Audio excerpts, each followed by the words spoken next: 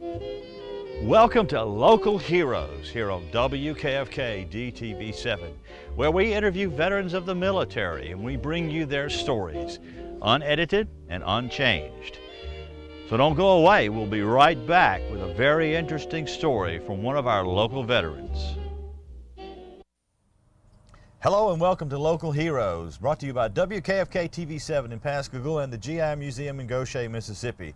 Again, we're not at the GI Museum in Goshen, Mississippi. We are on the beautiful Battleship, Alabama in Battleship Memorial Park in Mobile, Alabama. A place you all need to see if you haven't been here, or if you hadn't been here in a while, you need to come back and see it again. It's a fun-filled family destination. Today, we're talking to Mr. George Coaker. Mr. Coaker was on the USS Hornet, and he was there when the aircraft took off on the Doolittle raid to Japan. Welcome to the show, Mr. Coaker. Thank you very much. I'd like to start with how did you get into the military, or what were you doing just before you went into the military? Well, I was at Copiah Lincoln Community College at Western, Mississippi playing baseball and basketball. I was there for 1 year, and then it was either be drafted or join the Navy, and I joined the Navy. And my first tour of duty was at the Naval Hospital in Pensacola, and then I got orders to Newport News, Virginia, and then from Newport News, Virginia, I boarded the aircraft carrier Hornet, which had just been commissioned. And then from there on, I was on her the whole time she was afloat. And then after we came back off our shakedown cruise, we picked up 2 B-25s, that's the number, the Doolittle bombers, and took off at sea to see if they could take off. And for everybody listening, as we knew, those 25s could not take off with the bridge on the port side, starboard side. We had to paint a white stripe on the port side for the tricycle wheel, for the wings and the left motor, port motor, to clear it was over on the water for them to clear the bridge. And they cleared it real fine. See the way they trained at Eglin Field, Florida. That's near Pensacola. And they were trained to do this. And what happened, they had to turn into the wind, put their flaps down and their brakes on, and then take off. And that's the way it happened. And they took off successfully. And then we came around through the Panama Canal to San Diego and to Oakland and Alameda, and we sailed after we loaded the planes on, the 16 of the Doolittle planes. We sailed at 2 o'clock in the morning under the Golden Gate Bridge, where no one would see them, because this was a surprise attack. And at sea, they told us what we were going to do was make an attack on Japan. Well, we were all excited of that, of course, and that being said, that was it. Now then, this was in April, the exact date I forget, 24th of April, I believe it was. We were sailing and we were going within 400 miles of Japan to have the gasoline and everything to land over into occupied China. And we saw a sampan fishing vessel sitting out, and we were afraid that they got a message off that we were coming to bomb them. So they took off 200 miles back from their destination, so they had to fly actually 600 miles, so that cut them 200 miles short. So they took off, and every one of them took off successfully. And I was in on the addressing of Jimmy Doolittle, Lieutenant Colonel at that time, give the remark to his men, gentlemen, you don't know this, but I've got 3 backups for every one of you on the plane. Not a one of the original persons who have volunteered for that flight backed out. So then they went on to their planes and they took off. And then we headed back in we had cruiser and destroyer escorts because the battleships could not keep up with us. They did not have the speed to keep up with us. Then we went back into Honolulu. So that is the basic thing as to how they took off. And the numbers, I don't recall as to how many. We all had dramatic experience of knowing the numbers that went in there and the damage that was done. This is something of interest too.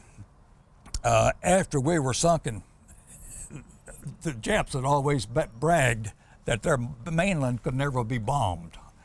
And we were showing them that they could be bombed. And so if FDR, President Roosevelt, was asked where the planes came from, and he said the Shangri-La, which was a fictitious name. And later became an aircraft carrier. And they had, this goes back to something we'll tell you later on. So we were known to Emperor Hirohito as the Shangri-La.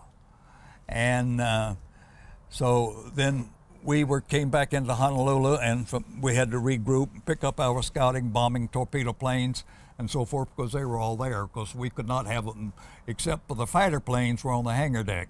The hangar deck. And then we were in Honolulu, and then the Midway battle started. So what do you want to know from there now? Well, let's go back to Pensacola.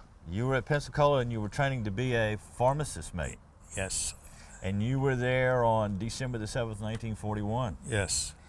Everybody I've talked to, Mr. Coaker, can remember what they were doing and where they were that day. So my question to you is, what were you doing and where were you on December the 7th, 1941? I was working at the hospital, Naval Hospital in Pensacola. And how did you get the news? Did somebody come into the room? Was it Yes, on the radio? Yeah, all over the hospital. News came over that the Japanese, Hawaii, Honolulu had been bombed. And what did you think? Well, we didn't know what to think. Well, here I am. I just got in the Navy, and now I'm going to war. Well, we knew that we were going. I wouldn't have been called to duty. With all the things going on in Europe and Japan, we knew we were going to have war, and so we knew we were going into it. Now, something that isn't written in the history books is the fact that y'all picked up those two B-25s prior to picking up the ones that actually flew to Japan. That's right. And you took them out into the Atlantic Ocean, and right. you actually made sure they could take off from the aircraft. Right, sir. That is not written down anywhere, and that is very interesting. Did you have Army crews that came on and Yes. actually flew those B-25s? Yes, they did everything. They had maintenance men, regular crewmen, and they was all Army. No Navy was connected with that. All we did was provide them with the ship to take off from. And at that time, we had not painted the white strip on the port side of the ship for them to clear the bridge. You hadn't done that. What did you guys in the Navy think about Army bombers being put on an aircraft carrier? That was... Well, we knew that something was going to be bombed, and we didn't know what. And we didn't know until after we had loaded the Doolittle bombers, and we were told that they were going into Japan. That was in April. But 42. Something had to be up, because you took them off the coast and actually made them Yeah. fly off. You just weren't ferrying them and loading them with cranes. No, they didn't. They flew to Oakland, Alameda. See, that's where we loaded them. Yes, sir. In California. Now you're out and you're crossing the Pacific with these Army bombers on board, and you see this Japanese 17. And did y'all open fire? Did somebody open fire on these Japanese? Yes, the destroyer went in, and they said they sank it, but they didn't know whether they'd gotten off a message or not. Did you actually get up on deck? Were you able to see the bombers take off that morning? Yes. You were. What kind of sight was that? How did you feel? It was very stormy, and they turned into the wind, as I said earlier. They had to, and then their flaps were down, and the brakes were down, and they released everything, and they went in. This one, Ted Lawson was his name. He almost went in to drink, but he did pull the stick back, and he came up, and he was saved. So all 16 took off the Hornet safely. Ted Lawson, he was portrayed in the movies 30 Seconds Over Tokyo. Yes. And he flew the B-25 with the name Ruptured Duck. Yes, that's right. I had skipped my mind on that. And he took off with his flaps and not in the down position. That's why he almost went in the train. But the first aircraft takes off, and you're standing on the deck of the Hornet, and you're seeing this happen. You are witness to history. You are an individual that we can ask questions about and talk to about a very historic moment in our history. So you had what kind of feeling? Did you feel like you were witnessing history? Yes. You did feel that? Yes, very much. we knew that they were going to be bombed, and we had also, as I told you earlier, had heard that Japan said that they could never be bombed because of their location.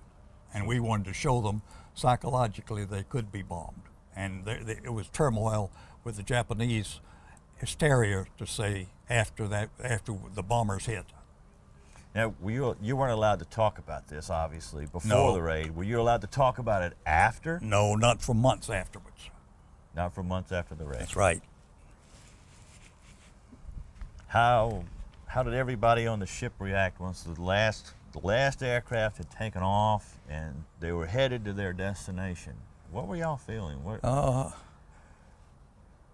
We were just thankful they got off, let's put it that way. It was that close. It was that close. It was a trial and tribulation, but they got off. And it made history. Yes, it did. Yes, it did. There is some actual footage that has been seen, and I've seen of those aircraft taking off from the deck of that ship. A feat that nobody thought could happen, but it did. So, you go back into Hawaii, and you're one of 3 carriers left in the Pacific. Right. Saratoga, the Enterprise, and the Hornet. That's right, and you were participated in the Battle of Midway. We were, yes, and that was the next big battle. And if my memory is correct, we sank 4 of the Japanese battleships and 480 of the Japanese planes in the Midway battle. And that was a turning point of the Pacific War. Yes, sir, it was.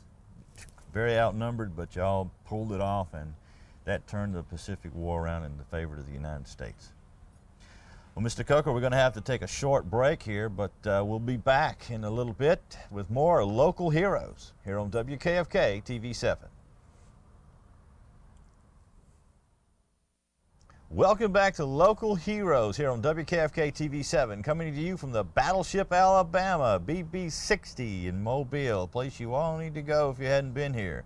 We are continuing our conversation with Mr. Coaker. Mr. Coaker is a survivor of the sinking of the USS Hornet. He was also there when the B-25s took off on the Doolittle raid. Mr. Coaker, we left before the break where you had finished the Doolittle raid and you were back in Honolulu. How long did you stay there? We had a little repair work to do on the ship, and then, pardon me, and then we had to get our squadrons back on and get them organized. And then we heard about, by one of the PBYs cited the Japs coming into the Midway battle, coming into Midway, and so message got out to the naval people, and so Enterprise and the Hornet headed with their cruisers and battleships and destroyers for Midway. And from there on, when we did intercept their big task force, it was all, everything went, everybody got their planes off the carriers. The Yorktown was sunk during the Midway battle, and all the military planes were up from the Midway and the carrier planes. And if my memory is correct, there were 4 of the large Japanese aircraft carriers that were sunk that day, and 480 of their destroyer planes their Zeros were completely destroyed, and their bombings and everything else. And that was a turning point, in my opinion and everybody else's opinion, that was a turning point of the Pacific War. And during the Battle of Midway, the Hornet obviously suffered some attacks from the Japanese aircraft. Were y'all attacked by the Japanese aircraft from the Japanese carrier? Yes, but we missed everything, all the bombing and strafing and everything. They missed you. They didn't sink you, but they did sink the Yorktown. They sank the Yorktown. The Enterprise and the Hornet got out.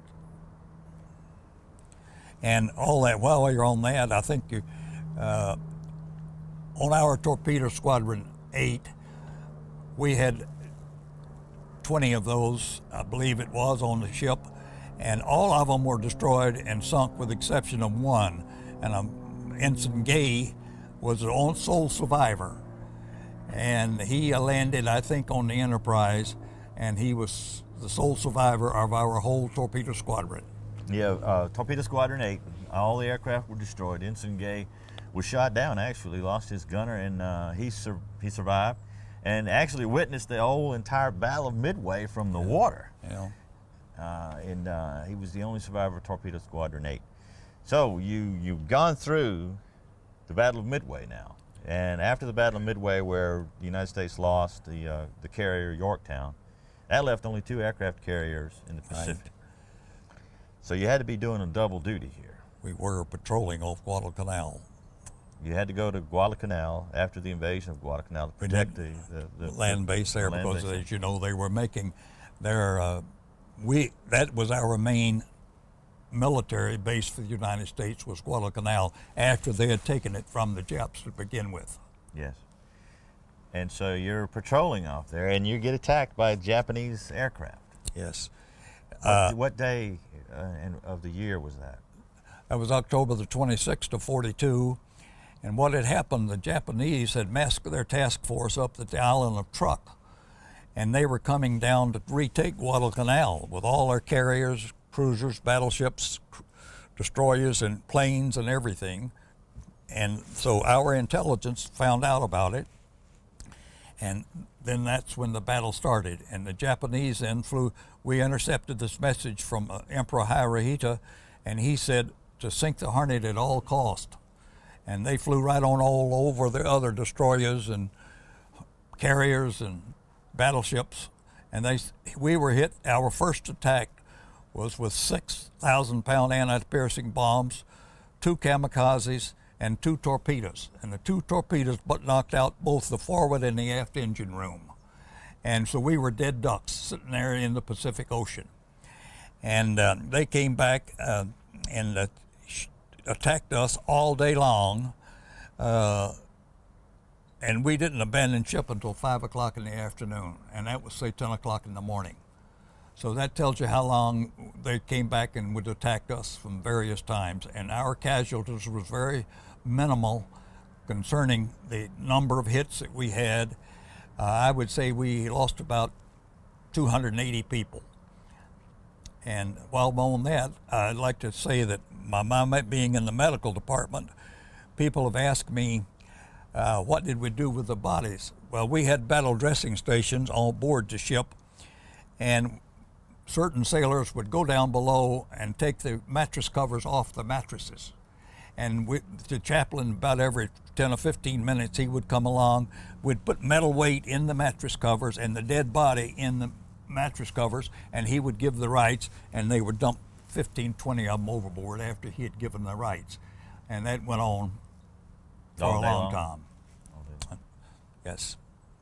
And then when I abandoned ship that afternoon, I was in the water probably 6 hours. I don't know, I'm guessing at that.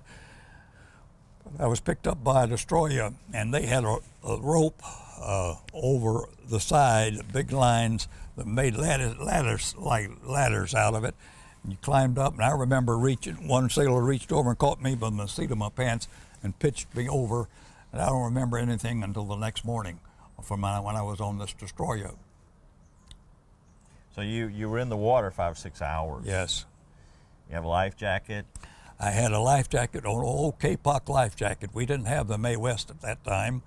And then a plane came over and dropped one of his life rafts to us, and I inflated it and picked up 9 other men. And we did not get in the middle of the life raft. We got on the side of our arms over the life raft, and where all of us could get around the life raft, and it was under our arms, and we were in legs, and everything was under the water.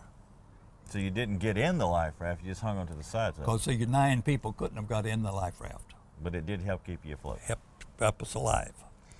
So all during the attacks, your battle station was obviously in the hospital or in the medical area, and you were taking care of the wounded. Yes, sir. Obviously, you heard what was going on. The ship Yes. was being attacked. Yes. Now, isn't there something about the ship would have suffered a whole lot more casualties had more men been on the port side rather than the starboard side where it was heading out? What happened there? Well, it was just luck.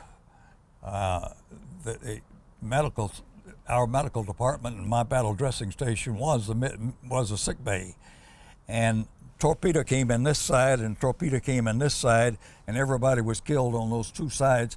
But we were lucky. We just timing was not there, and we were lucky.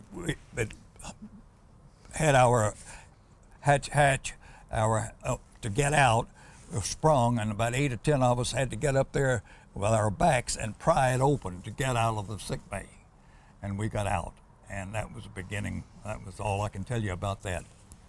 So you got out, and how did you get off the ship to abandon it? You jumped off? No, we had ropes. They were a bit, they call them lines in the Navy, and they were on different stations. My battle dressing station was at one particular spot, and we all went there when they gave us orders to abandon ship. And all of us got up to this one. The knots were supposed to be tied every 12 inches, but the one I got, and we had at our battle dressing station, they had not been done. So we had that big manila, is that the word to use?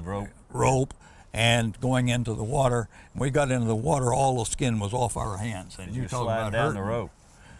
Salt water on open wounds, it's not good. What did you think, Mr. Coaker, when you're standing there and your ship's sinking and you get the order to abandon ship? It's like, oh my God, what am I going to do now? Or you just followed orders? You did Survival. Survival. So you got picked up by a destroyer? Yes, sir.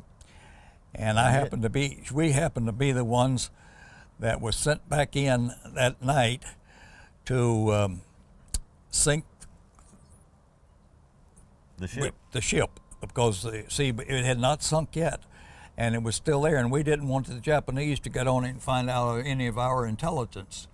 And so we sank the ship that night, and I saw the torpedoes going. I think they sent 10 or either 12 torpedoes that night into the Hornet. And you stood and watched? Yes, sir. That was your home for a while, and you watched it sink. I was there. Then this is interesting. I was on the destroyer for a couple of days, and then I was transferred from that destroyer over to the cruiser Northampton in a boatswain chair. And a boatswain chair is that the cruiser Northampton shot a line over to the destroyer, and they hooked them up, and I got in this boatswain chair, and the crewmen on the Northampton pulled us across over to the Northampton. Sometimes I'd be 50 feet in the water, 100 feet in the water, and the next time my feet would be in the water, according to the waves, where they were going up and down, up and down. And so I got there because they wanted all the medical department on the cruiser Northampton to take care of the medically injured people. And so I was on the Northampton then until we went into New Caledonia, and then that was where we were. That was where we were when they had us to abandon ship, and not abandon ship, but return back to the States. And back into the States, we came back on the Lure line, which used to be a regular cruise line, and they'd converted it into a transport. And I don't know how many thousand people were on it, but we were on it. And we came into San Diego, and that was just about the end of it,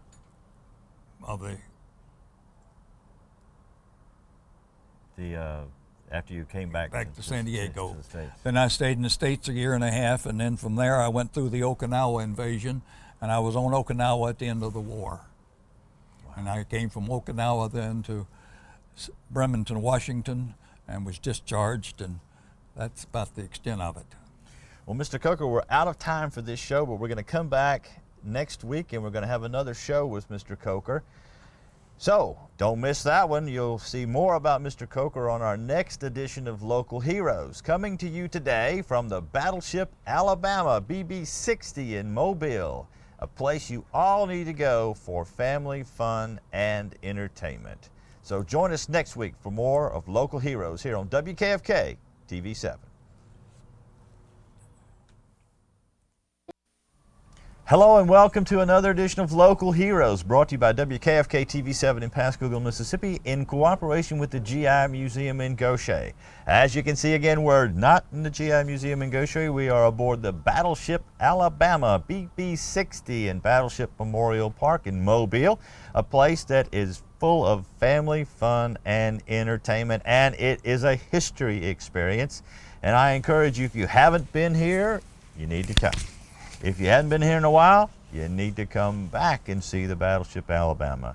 It's a place that you and your family will enjoy. I have the distinct privilege of talking to Mr. George Coaker again today.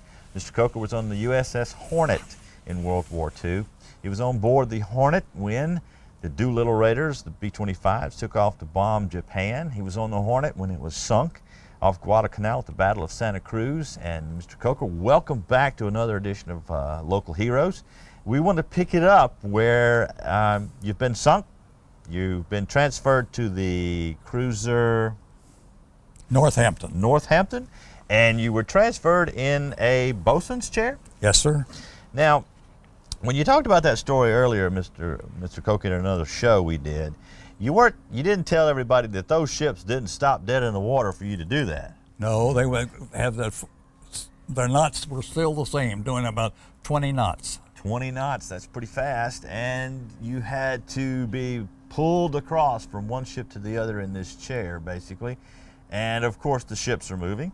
Yes. The ocean is not slick as glass, so you're bouncing up and down, and you're hitting the water, and you're coming back up. Were you a little scared?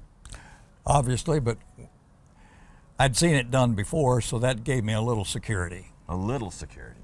So you get to the cruiser Northampton, and your job on board the cruiser was to take care of the wounded. Take care of the wounded, because I was in the medical department. From the Battle of Coral Sea. Santa Cruz. Santa Cruz Islands, right, yes. Yeah. There were a lot of wounded? Quite a few. We had about 280, I think, if my memory is correct. And then they were transferred over to the Northampton, and we had to take care of them. And then where did the Northampton go with you following this operation? Took me into Noumea, New Caledonia, and that's an island north of Guadalcanal, and we stayed there until I could get a troop transport. We could get a troop transport coming back to the United States, and then we got 30 days survivor's leave. So you came back in the United States after you had been sunk and taken care of, wounded, and you got 30 days survivor's leave. What did you do in your 30 days survivor's leave? Did you go home? I came back here to Foley, yeah, and just hung out, so to speak, with my family. Had a brother living in Tallahassee, Florida, and I went over there to see him. We did a little fishing, and other than that, just kind of relaxed. Oh yes, and then came back, and I was assigned to the 8th Naval District in New Orleans, and I was there for about a year. Then I got a year and a half, and I got orders I had told them in New Orleans that I did not want another ship. If I could, I'd like to have a land-based land-based assignment. And so they gave me Fleet Hospital 116, and we didn't know where it was going or what it was going to do. But my first, from after I left New Orleans, was Brooklyn at the Navy Medical Supply Depot to requisition the supplies for this Fleet Hospital, because I was in property and accounting. And then from there we went to Lido Beach, Long Island, to form the group. Then from Lido Beach, Long Island, New York, we went to San Bruno, California. From there, we entered a transport and went to Okinawa. And we landed on Okinawa. We missed the real fierce fighting at the beginning of Okinawa, but when we landed in with packs on our backs and all the trimmings like that. And we went to Naha, which is the southern tip of Okinawa. And it had been completely demolished by our battleship, cruisers and gunners and everything, and it was destroyed. So we were ready to put up Fleet Hospital 116, but in the meantime, President Truman had signed the agreement to drop the atomic bomb. And if you remember, I've forgotten the name of the plane. There was a movie. Enola Gay? No, that was a gay. That was a gay ship. Yeah, I've forgotten the name of the ship. But anyway, they assigned it on the Missouri. Was it the Indianapolis? Okay, I'd forgotten it. And anyway, after that, why they started. If you had 90 points, you could be discharged. And I had my points. Oh, yeah. And the surrender was signed on the Missouri. You're right. Yeah. Missouri, that's what I was trying to think, Missouri. Yeah. But Truman being from Missouri, that's why I thought it was Missouri, but I'd slipped my mind because I hadn't thought of it in that respect. And a lot of people will say that Harry Truman will go down in history as one of the best presidents we ever had by making that decision. I've heard that, and I know you have too, haven't you? Yes, sir, I sure have. They estimated there'd be over 1 million casualties if we'd invaded Japan. Let's go back to requisitioning the supplies for a fleet hospital. I would imagine that was more than a few bandages and a little iodine in a bag, huh? It was going to be 1,500 beds. So you analyze what that would have consisted of.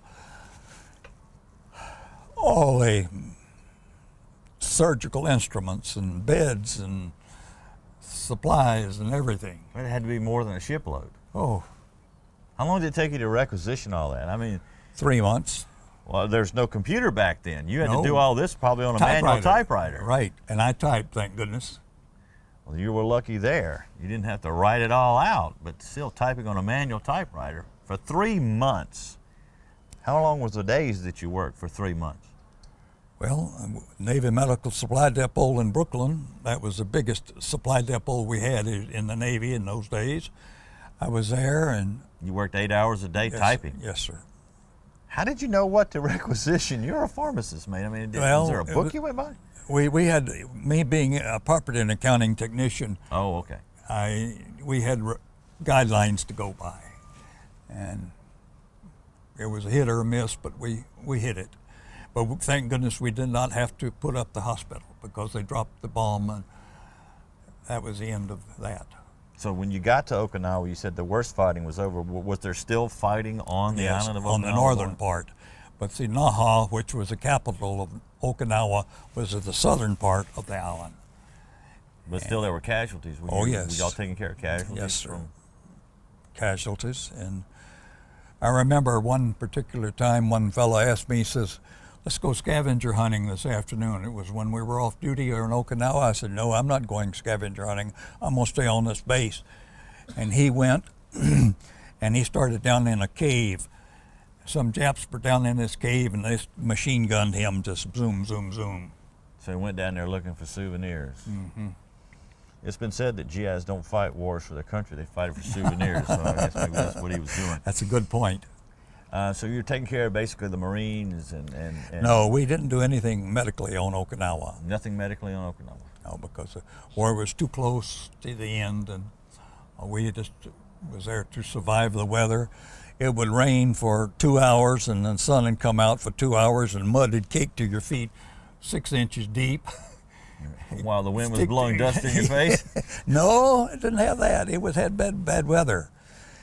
And Okinawa was something, but they say it's a beautiful island now, and it's a place to go to for R&R. So you're from Foley, Alabama. After the war's over, you get out on points, and you come back to Foley? No. I had married my wife at that time, who was a Navy nurse, and she was from Orrville, Ohio, and she was back at home with her mother and father. So I went up where they were, and I enrolled at Ohio Northern University.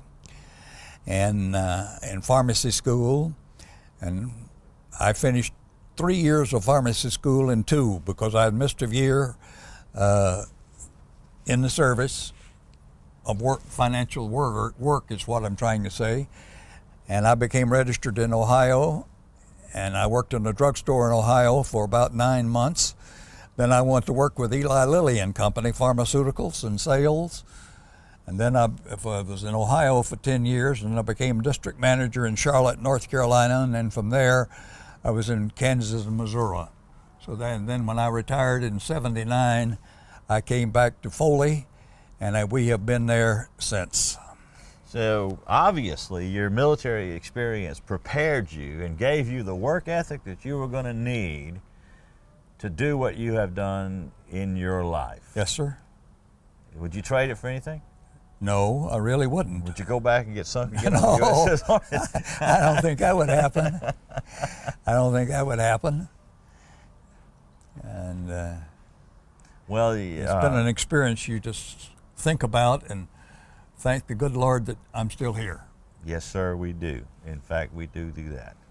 We're going to take a short break here. We'll be back with more local heroes and Mr. George Coaker from the Battleship Alabama, BB-60 here in Mobile. Stay tuned. Don't go away.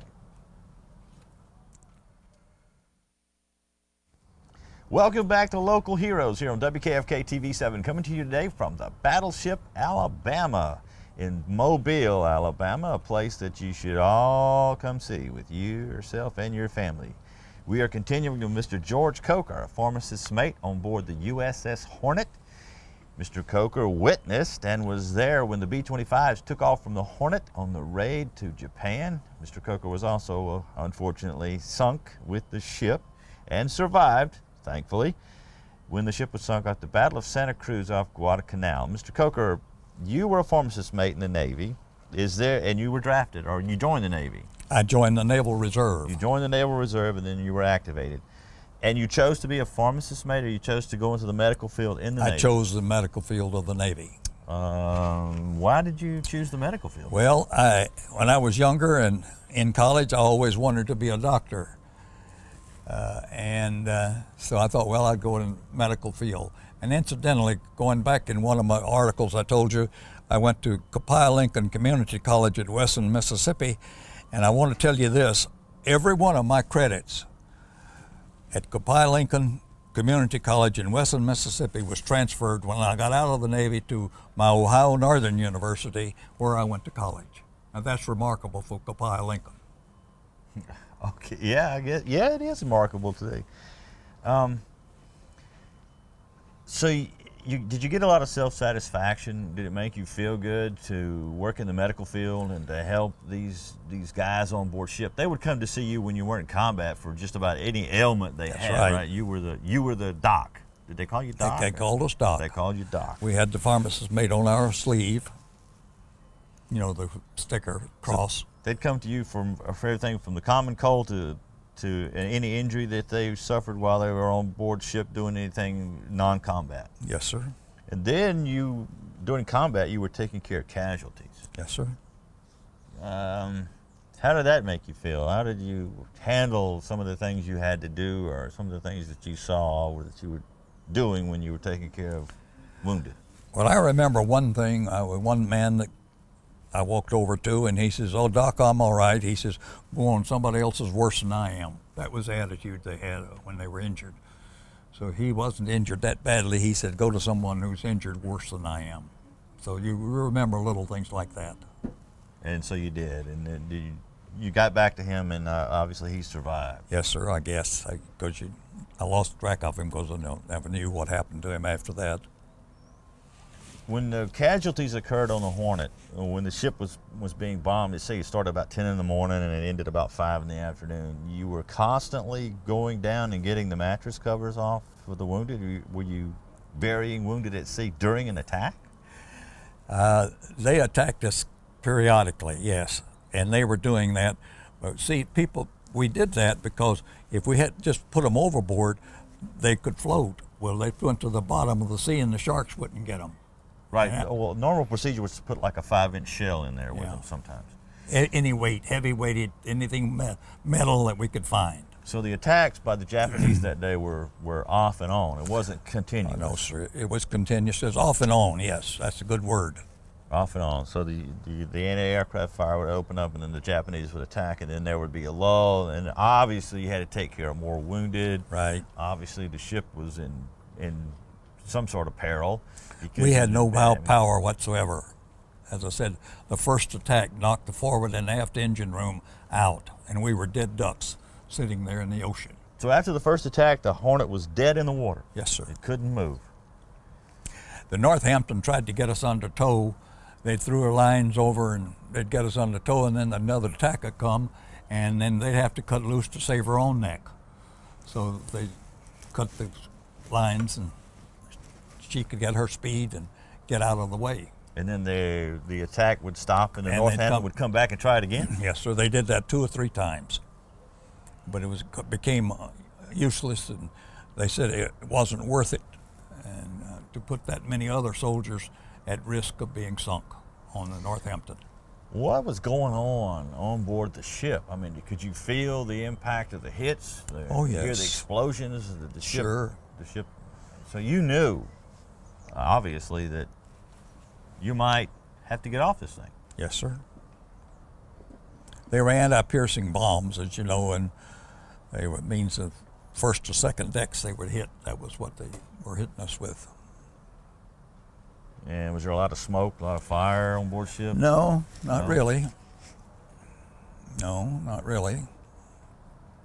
There was one out on the fantail for something caught fire. There's some gasoline out there. But one thing I missed in the earlier thing in conversation we were talking about just came to me.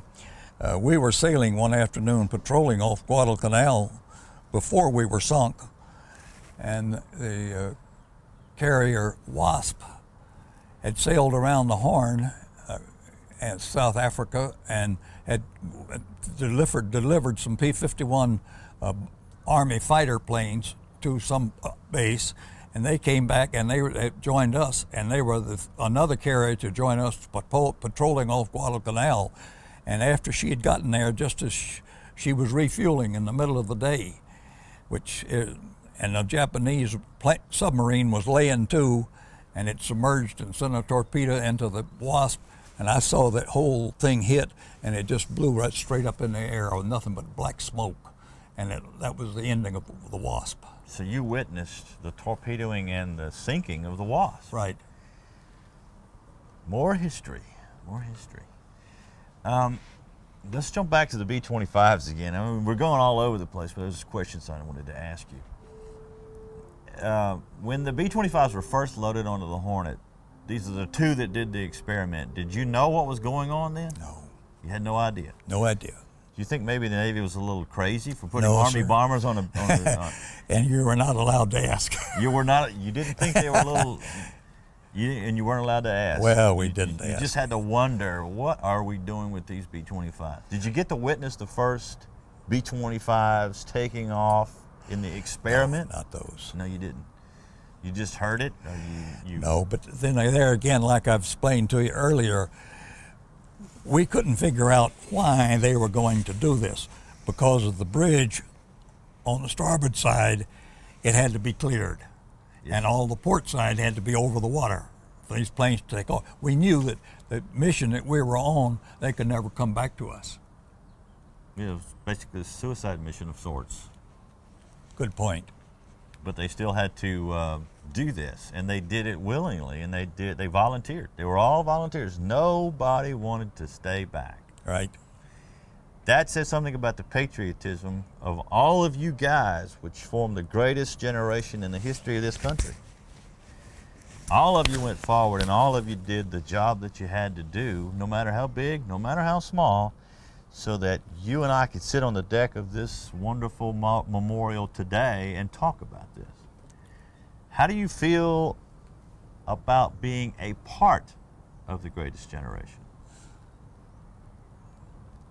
Well, I feel very good about it, but the prestige has gone down, the patriotism has gone down since that time. I think everybody knows that in the United States. You don't have that now. Like the draft or anything like that, you don't have that. So it'll be a rough situation. But you do feel like you did something We had to do you had to do to save the country. to save the country, to save the United States from tyranny in the world. You see, we were next would have been Europe. We were fighting the Germans, the Italians, and all that, and then the Japanese came on one side. So we had 2 sides to fight. You had 2 sides to fight at the same time. Yeah. After the B-25s took off, And you knew they were going on basically a suicide mission. How did you feel for those guys that were on board those Army bombers? Did you get to know any of them? Did you get to talk to any of them? Did you get to see any of them? Did you get to be around any of them? Yes, but not really get to talk to them, because they were in one section and they kept themselves pretty much. And they were, as many as they had, there was a big group. I can't figure it up. I told you I think it was 7 to a plane. It would be 9 to a plane, and then the 3 extras. You add them all up, it was a big group. It was a couple of hundred people or more. You think Doolittle kind of isolated them Oh, from the yes, crew? he did that. I remember that. He isolated them. He had one wardroom that was off limits. Did you get to see Doolittle at all? Oh, yes. Oh, yes. What kind of guy was he? Very nice, very humble, down to earth, just a regular Joe. And all the fellows liked him. And you got to talk to him? No, sir. But you got to see him? Got to see him. Regular guy. A regular guy. What do you think about Doolittle? Well, it took a lot of nerve and a lot of patriotism for him to take on this big mission. And he did it. And I think that the United States should be very grateful to a man, because it upsets the Japanese, as you know, very much, with their mainland being bombed, when they had said that it would not be bombed. That set up a turmoil with the Japanese. There was a little ceremony that took place on the Hornet. Doolittle was placing some of the medals that he had gotten, I think in his worldly travels from Japan, on one of the bombs. Did y'all hear anything or know anything about that? We didn't know anything about that. You didn't know anything about that? No, we didn't. It was... Now, there were some Army crewmen left on board the Hornet after the raid took They off. came back into Honolulu when we came into Honolulu, and then they went their way. Well, what was their overall attitude? They were glad that all the ships got off safely. And were they sorry when they got left behind, or were They didn't. I didn't hear that. You didn't get to mix with them too much, so I didn't get to hear it. But you know that they were sorry, because they would have liked to have been on one to say that they were born. Because you said you knew a man that was on a ship. Yeah. So. Very good, very good. Is there anything you'd like to tell anybody out there listening to our interview, Mr. Coaker, about your service? No, except as I said, I'm very thankful that I'm alive. A lot of us are 6 foot under. Oh, well, I'm glad you're here today, too. I really am. It's an honor and a privilege to talk to you. And I guess the only thing to say that it wasn't my time. Well, Mr. Coaker, I want to personally thank you for your service in World War II.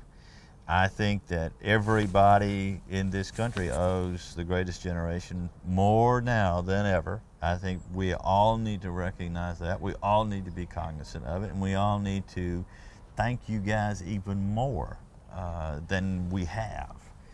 And I know y'all are humble, and I know you said I only did my job, but I want to thank you from the bottom of my heart for your service and for being here today on Local Heroes. Let me say just one other thing to you. This isn't, I doubt if you could find them now, but you have in my folder I gave you a book. It's called The Ship to Remember, and it's about the Hornet. And then there was another book, 30 Seconds Over Tokyo, and they made a movie out of 30 Seconds Over Tokyo. So those, if you haven't seen that, see it, because it puts your humbleness in your heart for what they've gone through. Yes, sir. We're out of time, Mr. Coaker. Thanks for being here today. Thank you for your courtesy. That's it for this edition of Local Heroes. Please tune in next week for another exciting and wonderful show on WKFK TV 7. Thank you for watching.